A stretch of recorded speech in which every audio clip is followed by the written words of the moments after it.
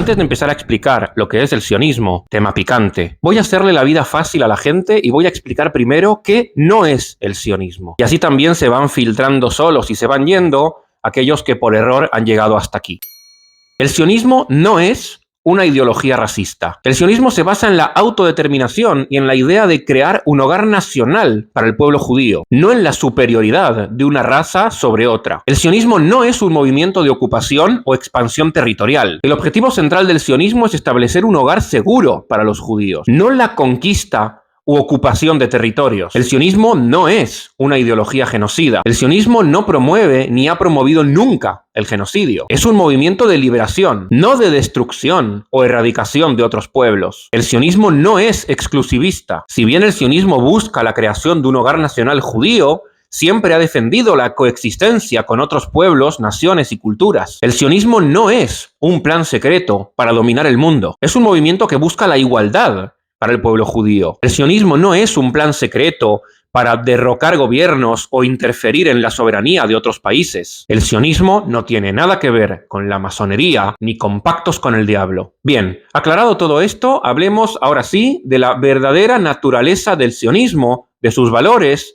y de sus ideales principales. Hagamos un poco de historia. A finales del siglo XVIII, Europa presentó una transformación radical con la Revolución Francesa, un evento que redefinió los paradigmas políticos y sociales del continente y más adelante también de todo Occidente. La revolución propagó ideales de igualdad, de libertad y fraternidad, ideales que desafiaban la estructura política y social establecida, lo que incluía también el estatus de las minorías, como los judíos. Antes de la revolución, los judíos en Europa vivían mayormente en guetos, en juderías o en barrios cerrados, y estaban sujetos a una variedad de restricciones, tanto sociales como legales. Eran vistos como extranjeros, a menudo con derechos limitados, y estaban sujetos a regulaciones que afectaban desde su residencia hasta sus ocupaciones. Sin embargo, la Revolución Francesa trajo consigo un cambio radical, la emancipación judía. Esta emancipación fue un proceso gradual que les permitía a los judíos acceder a los mismos derechos que los demás ciudadanos. Francia se convirtió en el primer país en otorgar a estos judíos derechos, marcando así un cambio histórico en la percepción y en el tratamiento que Europa tenía de los judíos. Esta emancipación trajo consigo muchas oportunidades, pero también grandes desafíos. Por un lado, le permitió al pueblo judío integrarse en las sociedades europeas, acceder a la ocupación, integrar cargos públicos y participar en la vida económica y cultural. Por otro lado, esta emancipación llevó a múltiples, infinitos debates internos dentro de la comunidad judía sobre cuestiones identitarias. Estaba claro cómo ser judíos dentro del gueto, pero ¿cómo vamos a ser judíos ahora dentro de una sociedad que nos pide que seamos iguales a ellos? Algunos vieron en la emancipación una oportunidad para reformar el judaísmo, mientras que otros tenían miedo. Temían que la emancipación llevara a la pérdida de la identidad y se perdieran las costumbres judías, la asimilación. Uno de los problemas centrales de este proceso fue que la emancipación no eliminó realmente el antisemitismo. Al contrario, en muchos casos, la integración de los judíos en las sociedades europeas reavivó viejos prejuicios y resentimientos que hacía siglos que estaban arraigados. Esta hostilidad se manifestó de varias maneras, desde la discriminación social y económica hasta violentos pogromos, principalmente en Rusia y Europa del Este. En este contexto de desafíos y oportunidades, el sionismo comenzó a tomar forma. Los judíos que enfrentaban la disyuntiva entre la asimilación y la preservación de la identidad comenzaron a explorar la idea de un retorno a Sion, a Israel, como una solución al llamado problema judío en Europa. Este retorno no se concebía solamente como una fuga del antisemitismo, sino también, y sobre todo, como una oportunidad para construir una identidad judía moderna y autónoma. El sionismo representó un cambio paradigmático en la manera en que los judíos podían vivir en el mundo moderno, frente a los asimilacionistas que promovían la idea de que los judíos tenían que seguir siendo judíos solamente en su ámbito privado, en su casa,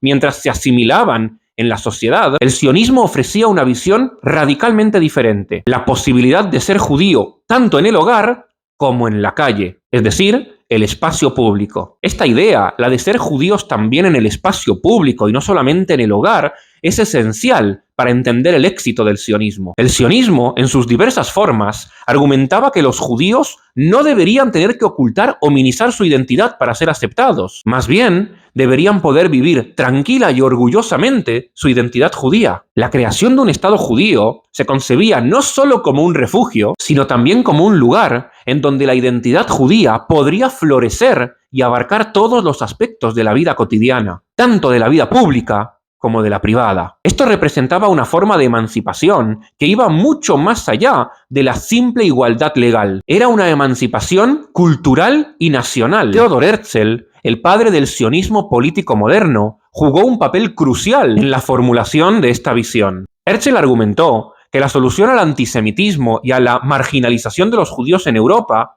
no era la asimilación, sino la creación de un Estado propio. Para otros muchos ideólogos sionistas, como Ehad Ha'am, el sionismo no era solo un movimiento político, era un llamado al retorno al judaísmo, una forma de reavivar y redefinir la identidad judía en un mundo moderno. Veían el sionismo como una forma de revivir la autenticidad judía, una forma de reconectar con la historia y con las tradiciones del judaísmo, pero en un marco moderno y autodeterminado. Esta visión contrastaba con la visión de los asimilacionistas, que a menudo les pedían a los judíos que dejaran aspectos claves de su identidad para poder ser aceptados en Europa. En resumen, el sionismo vino para ofrecerle al pueblo judío la posibilidad de ser plenamente judíos, tanto en su hogar como en la calle. Promovía un espacio en donde la identidad judía no solamente era aceptada, sino también celebrada y fundamental para la vida pública. Esto marcó un cambio significativo en la concepción de lo que significaba ser judío, un cambio que iba mucho más allá de la política para abarcar la cultura, la identidad y la expresión nacional. El sionismo, en su origen y definición, es un movimiento de liberación nacional que busca establecer un Estado judío en lo que históricamente se conoce como la Tierra de Israel. Es importante clarificar que el sionismo, como ideología,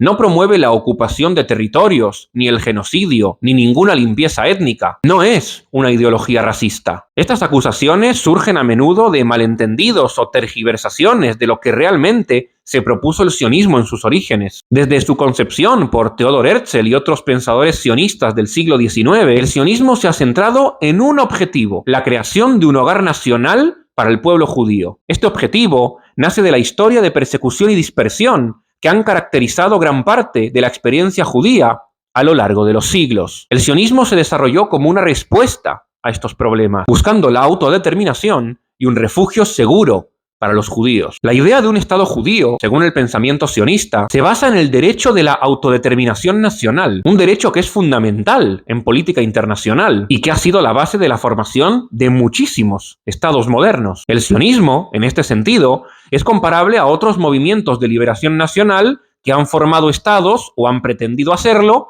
en los siglos XIX y XX. Es crucial saber diferenciar entre lo que es el sionismo y lo que son políticas determinadas del gobierno de Israel. Las decisiones políticas y militares del Estado de Israel, como las de cualquier país, pueden y deben ser objeto de análisis y crítica. Sin embargo, estas políticas no deben confundirse con el sionismo. La crítica a las acciones del gobierno de un Estado no implica necesariamente una crítica a los principios ideológicos que motivaron la fundación de ese Estado. Además, el sionismo como movimiento político ha incluido a lo largo de la historia una amplia gama de opiniones y perspectivas sobre cómo debería establecerse y gobernarse un Estado judío. Hay una gran diversidad de corrientes dentro del sionismo, incluyendo variantes socialistas, liberales, religiosas, laicas, cada una con su visión particular sobre cómo debería ser el Estado y sobre su relación con sus vecinos y sus minorías. En conclusión,